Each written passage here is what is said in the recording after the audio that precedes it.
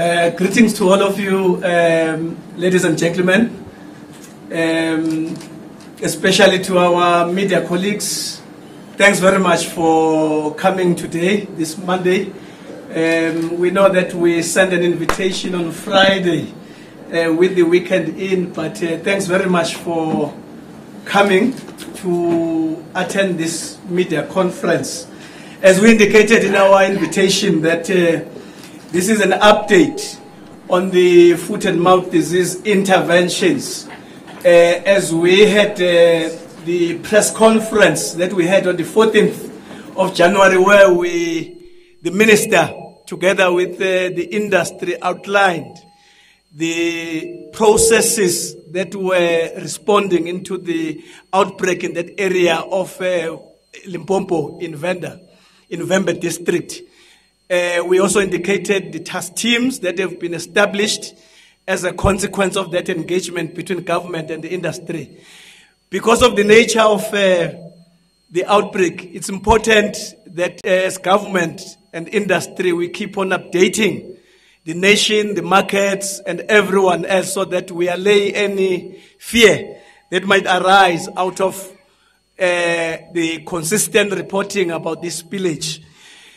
Thanks very much for coming. Among ourselves, before we even begin, we want to acknowledge that among ourselves we have the Minister of Agriculture, Forestry and Fisheries, who's going to lead us in terms of the statement.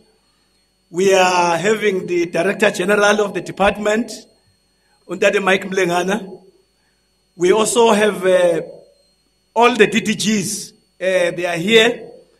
Some of them are part of the panel. Some of them, they are also part of the audience. We also have senior managers, chief directors and directors of the department who are also here, which signifies the importance of the response from government.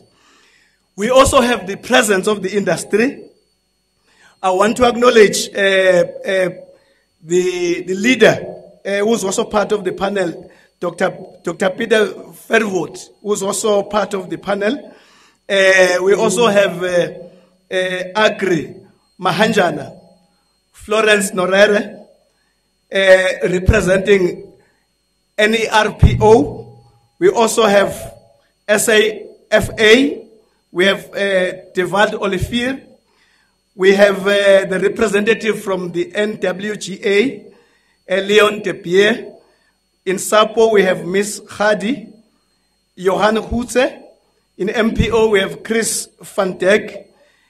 Heights and Skins, we have Ernst Heines. On Wildlife, we have Andre Kishof-Boda. I must say that all our partners, together with government, as we proceed with the press conference, they are going to also respond when necessary. But I want to also emphasize that we have the MEC of Limpopo of Agriculture, who is very important in this regard because the province is responding directly in the spillage that is happening there, and is going to have an opportunity to also interact with you in terms of what are the measures that they are making also from the provincial government point of view. So that signifies the intergovernmental relations, but together with the industry. Without wasting any time, I must say that we are also going to do a video linkage to our Cape Town colleagues who are part of this press conference. So after the minister conclude in reading the statement, we will share in terms of the audiences, the Q&A, also the Cape Town and Pretoria. So without further ado, I will allow the minister to take us through the statement, which is a joint statement, as it were, and then on the basis of that, we will proceed as normally we do when there are press conferences. Minister, if we are ready, thanks very much. I will give it to him. Good morning, Program Director, MSc for Agriculture in Limpopo, Peascop Makamo, the General, Mr. Mike Mlengana, Chairperson of the National Animal Health Forum, Dr. Peter Vervoort, members of the media, ladies and gentlemen. On the 14th of January 2019, as the Minister of Agriculture, Forestry and Fisheries, I convened a meeting with the Red Meat Association to engage on better responses, and that includes the broader industry beyond the cited association, on the outbreak of the foot and mouth disease in Limpopo, Vembe district. In this meeting, we agreed on a collaborative approach between government, industry in eliminating the spillage. I must commend the contribution so far from the industry, in particular the technical committee level. The update we are giving today is a cumulative work of the collective past 2 weeks. As a result of the FMD spillage, South Africa lost its OIE recognized FMD-free zone without vaccination status. This has had a devastating effect on trade of cloven-hoofed animals and their products from South Africa. While some countries instituted official bans, trade was further disrupted as a result of the inability to satisfy for any exports where FMD zone attestation is required. DAF notified the trade partners and provided an update on FMD spillage in South Africa, or outbreak, as it is reported. A request was also made to the trade partners to consider the continuation of trade in safe products. Other guarantees were provided for products which do not pose a risk of transmitting the disease, such as heat-treated meat and dairy products, deboned and matured beef, scoured wool, salted hides and skins, livestock embryos, and pork products from known FMD-free pig compartments. Following this sharing of update reports with trade partners, trade restrictions on the export of processed products have been relaxed by many trade partners. Trade in safe commodities to direct neighboring countries have largely been accepted, and where necessary, negotiations of new health certificates is underway. There has also been good progress with negotiations to reopen markets for deboned matured meat, processed dairy products, processed hides and skins to other African countries, the Middle East and the Far East. The Trade Task Team has been a very successful platform to streamline the communication between industry, provincial veterinary services, staff and trade partners. Up to 30 January 2019, 4 positive locations in Limpopo province have been reported to OIE. Those locations were confirmed on PCR and serology tests performed at the Transboundary Animal Disease Program of Undersport Veterinary Research. The animals affected by the outbreak are cattle kept in rural villages with communal deep tanks and grazing. The affected villages are in close proximity within a 20-kilometer radius. The estimated number of cattle in the 20-kilometer around affected areas is 15,000, of which 4,100 are in the FMD-free zone. A disease management area was declared, being the area closed by the R81 road, the R36, N1, R24 roads. The exact boundaries of this area will be published in the Government Gazette. A joint operations committee was established and meets on a daily basis, consisting of traffic departmental and district disaster management, police, industry, and provincial and DAF veterinary officials. The COC has facilitated the placement of 15 roadblocks at strategic points to restrict the movement of animals. A veterinary operations committee, which meets daily, was also established. The veterinary operation committee has 3 main activities: inspections, surveillance, vaccination, movement control. Culling of affected or in contact animals in the area is at the moment not advocated. Vaccination of cattle commenced on the 14th January 2019, starting with cattle in the affected villages, as well as cattle in the 20-kilometer radius around the affected villages. To date, the total number of cattle vaccinated is over 10,000. Vaccinated cattle are marked to identify them as vaccinated. With regard to the FMT management area, no cloven-hoofed animals are allowed to move within, into, or out of the area. There is a complete standstill of cloven-hoofed animals. Movement permits, which were previously issued for this purpose, were withdrawn. Products from cloven-hoofed animals may be allowed to move within this area, but movements out of the area will be considered on merit and only allowed with permits issued by the local state veterinarian in compliance with the conditions of such permits. In addition, the movement of cloven-hoofed animals and the unprocessed products out of Mopane district and the Vembe district, as well as the Mole municipality of Capricorn district, is discouraged until further notice. As mentioned above, it is only products processed using methods validated to inactivate the FMD virus that are safe to be moved out of the area. Drought. I have recently received and considered the Section 7 report on drought from the Section 7 committee as convened through the National Agricultural Marketing Council. The report makes compelling recommendations which provide a suitable pathway for dealing with drought. There were 4 recommendations which, of course, are still for discussion. Those include setting up a disaster fund, a drought disaster fund,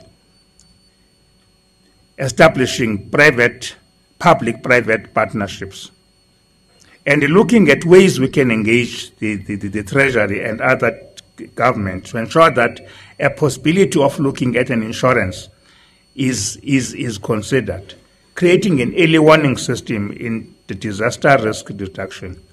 Some of the commissions require engagement with the Ministers of Finance, Cooperative Governance, and Traditional Affairs. To this effect, I will be working with these ministers to ensure that our teams, industry, conclude on the practical implementation steps which will give effect to the recommendations. The DG will lead the issue to ensure that the smart drought implementation plan is implemented. In response to this persistent drought situation, a provisional allocation was set aside by the Minister of Finance in 2018 for several purposes, including drought relief and to augment public infrastructure investment. Following this announcement, the agricultural sector applied for drought funding and received a total allocation of 566.5 million from National Treasury, which is currently being implemented in West provinces, mostly targeting those farmers unable to cope with their own means as per Disaster Management Act. In closing, we are appealing to farmers and all stakeholders on FMD to use specially made email for inquiries and ensure that if everybody complies with the set protocols, we believe that we will be able to find a solution and contain these villages and be able to enter the markets as we have been doing before. I think we have shown through this demonstration that as a country, through working with everybody, we can be able to deal with the current challenges and build further in making sure that our products are safe for human consumption. Thank you very much. Thank you very much, Minister. That was the statement which is reflective of the work done since both the industry and government began to work together on this particular spillage. Without further ado, because of time, I will allow maybe at least 5 hands for now. As normally the case, you will introduce yourself and the media house you are coming from, so that when they respond, the minister and the panel can able to refer you correctly. I will do so, and then we will assess after that, and we will take the second round after that. If I can observe any hens that are coming. You will be number one, my colleague, yes, and then that I'm having 3 for now. I'm hoping that, oh yes, Lorenzo, yes, we're having 4 hens. In that order, if you can just start. Morning, Minister. Tando from Power 987 News. Could you just quantify how much losses the red meat industry has had since the outbreak of FMD in the country? Good morning, Minister Gerard Pretorius from ENCA. On the previous briefing, there was said there was around about 50 animals that was affected. Now 10,000 has been vaccinated. Is there any update on the animals that were affected? Is the number still around the same, around about 50? Thank you. Marika Brits from Plus Media. There's a lot of discussion in the red meat industry about the markets being closed or not. People saying exports are closed and people saying no, that's an exaggeration. Can you maybe just tell us which markets are closed and which not? To be fair, Silanda Chama from ENCA. My first question has been answered, but I want to get an indication, Minister. You know, in the statement, you're not rightfully coming out and saying that the FMD free zone status, you know, is within reach. Are you able to let us know? I mean, in terms of, you've outlined exactly what the sort of measures are being put in place, but how far are we from reaching this very important free zone, FMD free zone? And then also, let us know in terms of, so obviously it doesn't spread to humans. I mean, on a human level, it doesn't spread to humans, we know, but there has been all sorts of warnings. I mean, the Gauteng MEC gave Gauteng travelers warnings that they shouldn't come back with, you know, meat from Limpopo and so forth. But what are you saying to the citizens right now with regards to this disease? Where are we compared to January when we actually found out?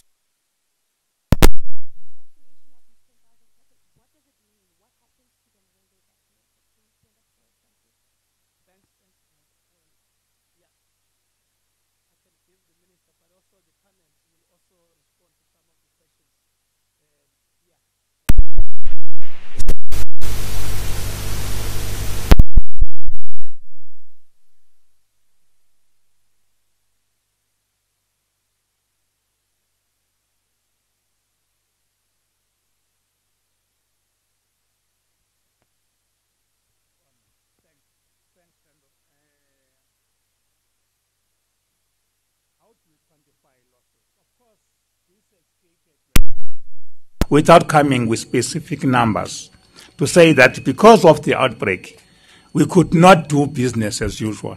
That's why we have to make sure that we activate the team that was working on trade to clarify and make sure that there's comfort in the trade market to ensure that our products, like the heat treated meat, deboned meat, and other products, should be allowed to still continue to find those markets. And we have shown that there's been progress in that area. But to quantify, to say how much the losses have been is really an issue I think we will be able maybe at the tail end to deal with.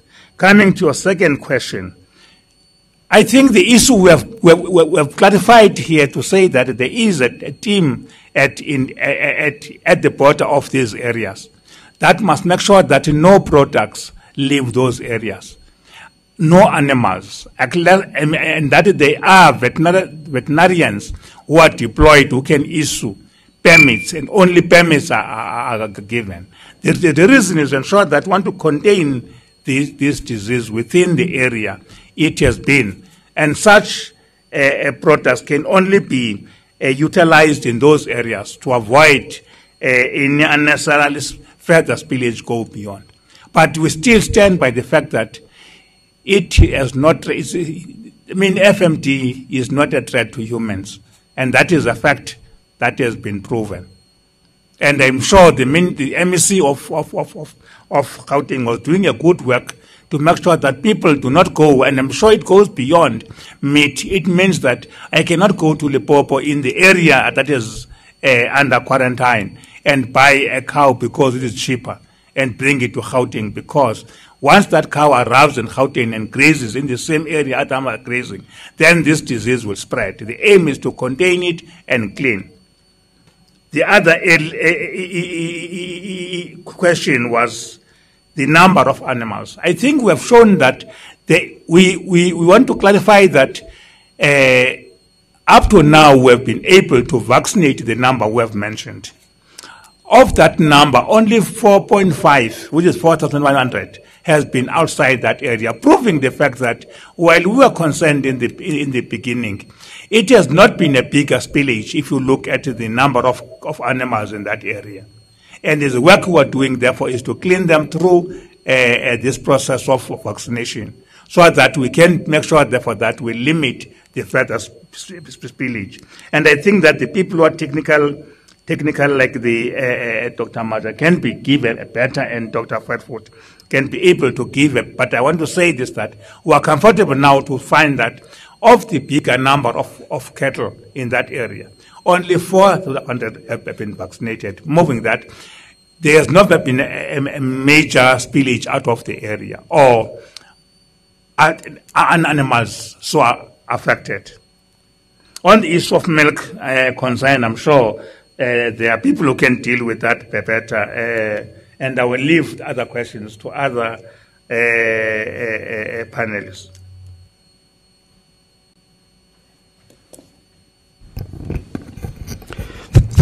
Thanks. I think I will be able to deal with two questions, mainly on the question which was made by the MEC of Gauteng. The areas that are affected in terms of the outbreak, it's Mopani and Wembe and part of Capricorn. It's exactly that all the roads that will lead to Gauteng, the N1 that we are talking about, the R81, are the only roads that you can use to go out of those 2 or 3 regions. So meaning that the roadblocks which are there now in place are there to make sure that any other meat or any other animal that is within the quarantine area can be able to go out. We're talking now, those roadblocks are in operation, the traffics are there, the police are there, the people from agriculture are there to provide the services. So already on that matter, well, of course, like the minister has said, we appreciate the cautioning and making people aware, because that's one area we're dealing with, to make sure that everybody becomes part of the resolving of the problem by making everybody aware to the matter. But I think also on the other matter of how the vaccine it's working there, like they said in the statement, the minister, to say all the animals who have been vaccinated now have been marked. You will see them marked F to indicate that already these ones are being attended to. The over 10,000 animals which have been vaccinated, it's through the cooperation of the community. We should appreciate Minister and DG, all the staff that we have deployed to the province. They are working very hard with the communities there.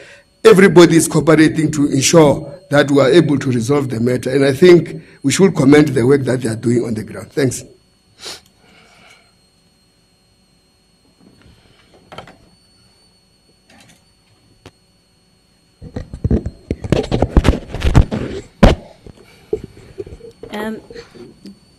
It's still morning. Good morning. Through you, Minister, I will attempt to respond to the question with regards to how far are we from regaining free status. The OIE, that's the World Organization for Animal Health, has processes once a country loses its free status to regain the status as quickly as possible without interrupting trade extensively. One of the measures is to declare containment zone, and that's the process that we've already started. The area that Minister referred to earlier, we currently call it the disease management area so that we don't confuse the terminology. And we are hoping that at a later stage, we will then apply to the OIE as a containment zone. There are prescribed measures that has to be applied in the containment zone, and we are currently implementing those. One of the major things is that we also need to get rid of the animals that have been vaccinated, the 4,500 that Minister indicated. We are working with industry to see how best to remove the animals from the area. And one of the means is to buy them, for industry to buy them, fatten them, and slaughter them for human consumption. Foot and mouth disease doesn't affect people, and therefore that meat will be perfectly safe for us to consume. And I think that also answers then the question with regards to then what happens to those animals that have been vaccinated. They will be bought, they will be consumed. We are not going to disadvantage the local communities unnecessarily.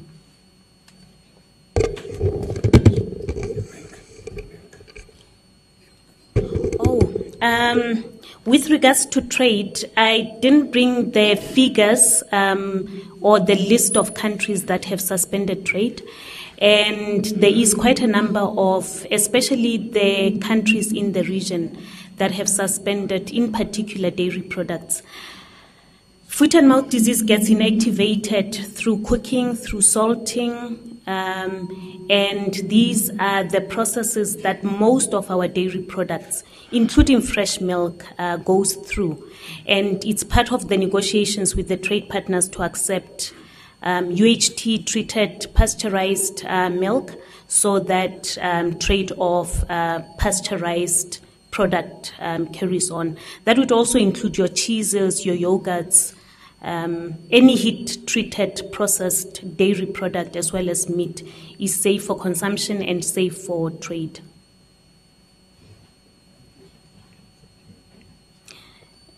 The Minister is requesting me to elaborate on the effect of FMD to humans. No, foot and mouth disease is not a zoonosis. It does not affect people. Any of the products coming from an infected animal is safe for human consumption. Be it meat, be it milk, it's all safe to be consumed, and we can recommend that we do not turn vegan, as we know our US singers are now promoting people to be vegans. So please, let's still support our local industry and consume our local produce.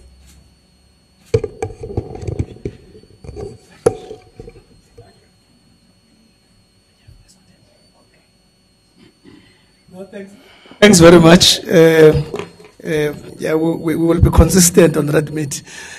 Can I just check with our Cape Town Imbizo if there's any hand there, my colleague? Is there any indication that side?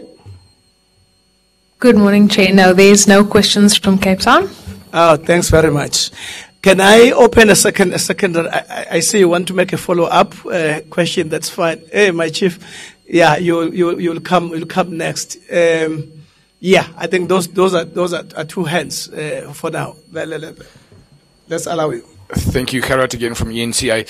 Just looking at the drought and the FMD, it looks like a culmination to a really perfect storm, because the industry is really suffering at this stage because of especially the drought. If we can just look at the putting it together, sort of trying to, I wouldn't use the word save the industry, but there's trying times. Just sort of interventions are needed really urgently. Are you worried about the effect of both FMD and the drought heading together? Thank you. Offenses Timo, SABC News. I'd like to find out if maybe it would be far-fetched to attribute the outbreak on the porous borders, especially at the Bembe district between Zimbabwe and South Africa. And I'll also like to check on the actual cost of the trade restrictions, how much it has actually cost the industry in terms of figures, if you have any. Thanks.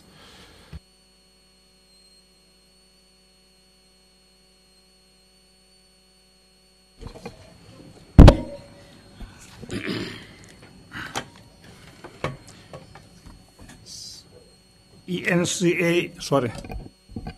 The question from ENCA. All right.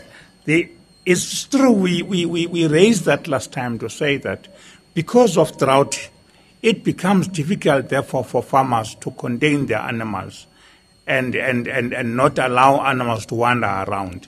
And we understand the strain that drought causes to farmers, especially livestock farmers. And we need to find a way we can mitigate that. And that includes, therefore, in the long run, looking at ways we can improve feedlotting in that area more than animals, depending on pastures, because climate change shows that you cannot only rely upon that, you need to do other things. As for the issue of the FMD, yes, FMD is affecting our economy, is affecting farmers, and that we have said, and it is a fact. But I think that the three teams we have put up together have been able to, as we have shown in the report, to try to make sure that some of our products are accepted, like heat-treated beef, as well as matured beef and other products. It is through that engagement with other partners to make sure that we engage and explain that these products are not from the area where this spillage happened and FMT came out. That I think we can live with. And I think what the answer to the question earlier to say that if everything is done as we have planned, if all the restrictions are obeyed, we believe that very soon we will be able to comfortably say to OIE, we have complied with everything. Every animal that should be in that area is in that area. That no animal product will leave that area that is demarcated to be the management zone. And such animals, once they've been cleared of FMD through vaccination, have been disposed of through the normal processes without putting loss. I mean, we have said we're not going to do anything other than cleaning them and then they be slaughtered for consumption, but within the area. So those things we're comfortable with. Coming to the other question from SAPC, I don't think we can go to say that the reason we have got FMD is because of porous borders with our neighbors. Remember, we have got Kruger National Park, which is a home for some of the animals that are causing that are carrying FMD, like buffaloes. And because we do have damage-causing animals like elephants, that may put the fence down to allow the movement of buffaloes to mix with animals. And I think that once this team has done its work, its other work is to come up with a program that will be saying, how do we make sure that all our borders, be it the border fence between Coastal Park and the areas in question, be it the fence that divides the area between the red line and the yellow line, such that we're able then to put systems like consistent manning program, maybe is done by rangers, who will be able to make sure that no animals can cross the boundary, and that the boundary is, and even improve the tagging, so that we said last time, want to go beyond the current tagging, so that we can be able to put in traceability of animals, that their movements can also be monitored. Those are things we think we're going to be doing, because the aim of this is to say, how do we go beyond the current environment we're in to an area where we can be able to improve disease management broader than what is happening there. And I want to repeat to say, we don't want to blame our neighboring countries for the outbreak. We know that we do have those animals within our own borders. But to succeed is to win, at which the MEC have shown the villagers in that area working with government. And our victory will only be achieved if all the task teams, the stakeholders, as been shown, have been working with us. But the good work done by our technical team, has been such that we are now able to count the numbers of animals vaccinated. We can now be able to say this has been done to make sure that surveillance and checking has been done.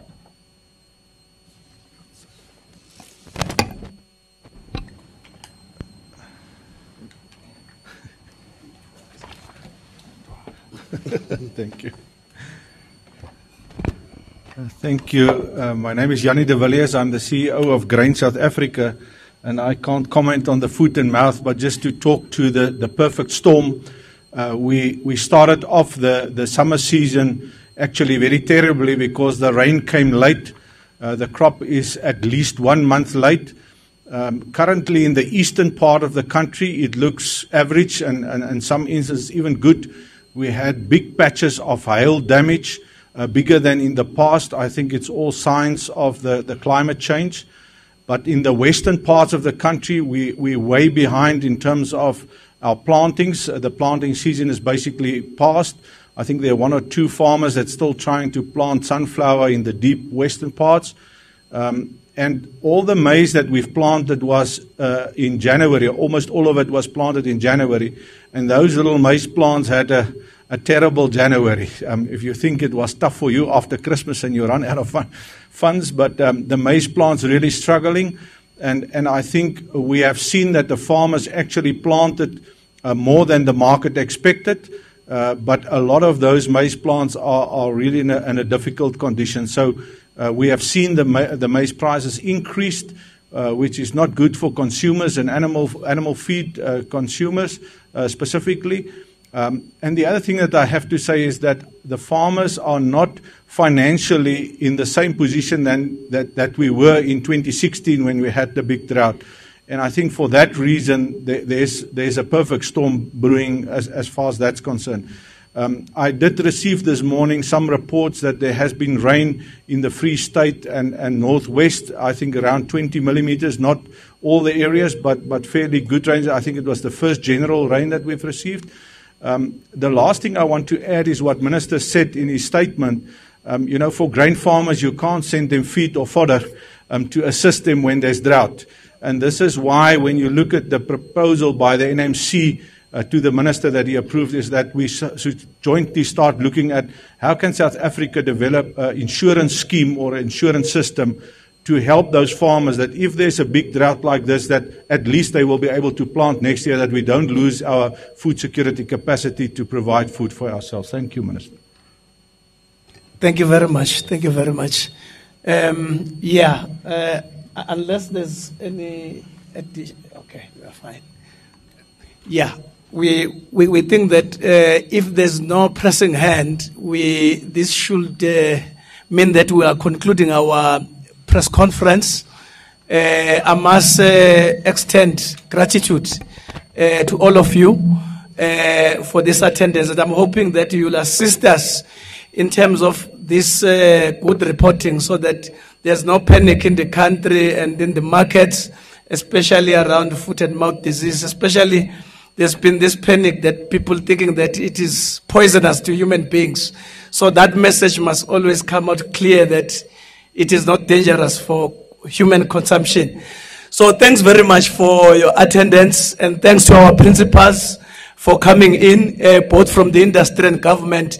We will continue to update you either by way of statements or by way of convening these press conferences, because we want to be as transparent as possible until we declare the country as FMD free. Thanks very much. Thank you.